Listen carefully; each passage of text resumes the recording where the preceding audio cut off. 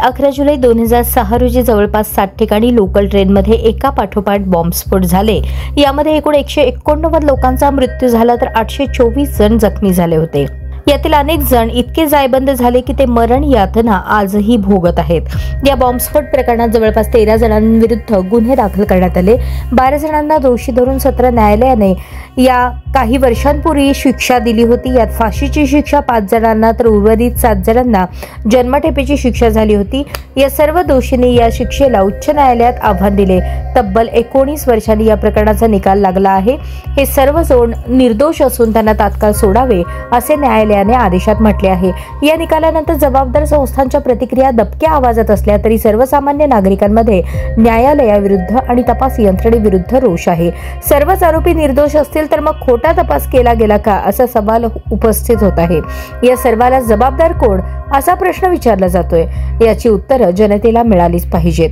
आपल्या देशात वारंवार असे निकाल येतात की सर्वच आरोपी संबंधित खटल्यामध्ये निर्दोष मुक्त होतात। गुन्हा तर घडलेला असतो, लोकांचे जीव गेलेले असतात। आरोपी निर्दोष आहेत तर मग गुन्हा केला कुणी?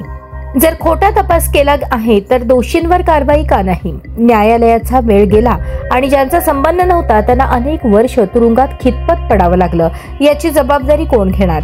न्यायालयानेही एखाद्या व्यक्तीला दोषी किंवा निर्दोष ठरवण्यासाठी 19 वर्ष वेळ घातला। याचाही जाब कोणीतरी विचारणार आहे की नाही?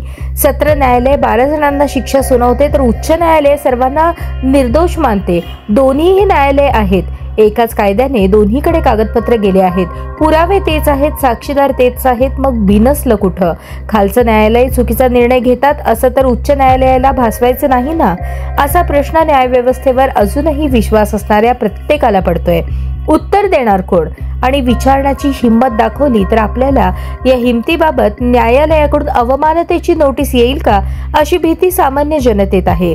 कायद्याने काही संरक्षण न्याय यंत्रणेला मिळालं असेलही कोणीतरी चुकीच्या तपासाची म्हणा किंवा कुणावर तरी अन्याय झाला याची जबाबदारी स्वीकारायला नको का?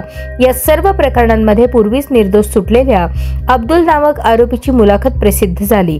त्यात त्याने म्हटलं, मी न केलेल्या गुन्ह्यासाठी माझ्या तरुण वयातील अनेक वर्ष गमावली तरीही मला न्यायालयावर विश्वास आहे। कारण जर आपण न्याय व्यवस्थेवर विश्वास ठेवला नाही तर पर्याय तरी आपल्या पुढे काय आहे?